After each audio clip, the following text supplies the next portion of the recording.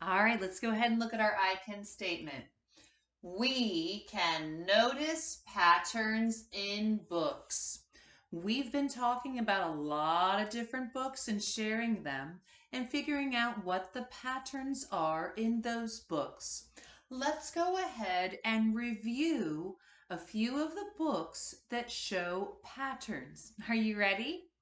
Okay, so the pattern is going to be listed on this side.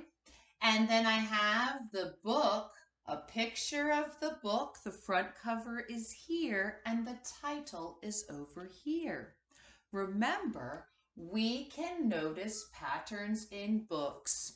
When we look at the book, Mrs. Wishy-Washy's Tub, there are the same words on every page. Because the same words are on every page, that shows a pattern.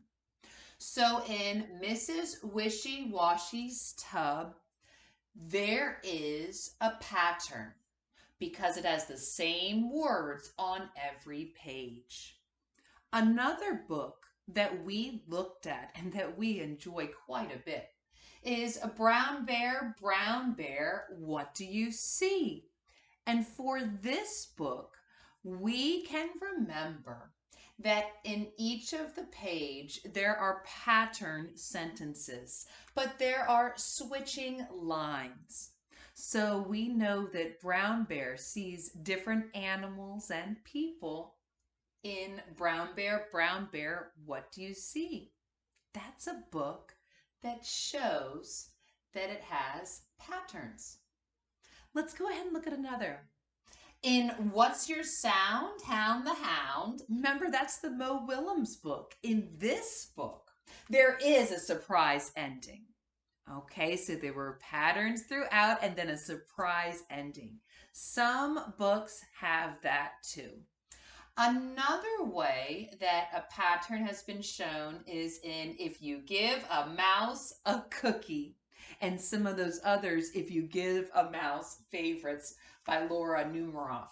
So for If You Give a Mouse a Cookie, remember that's like a circle story, all right, for that pattern. And the last one that I want to review with you is in the book called The Napping House. And in this one, that's when it's a growing pattern. All right. And more characters grow one after the other, more and more and more. Okay. So we can notice patterns in books. And there are many books that have patterns. And just a few that we've shared are in Mrs. Wishy-Washy's Tub, Brown Bear, what do you see?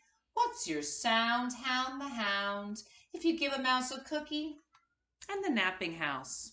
Can you think of some other books that have patterns in them too? Hmm, go ahead and share some answers. What are your ideas? You're going to be writing more stories with pattern sentences. What other books have patterns?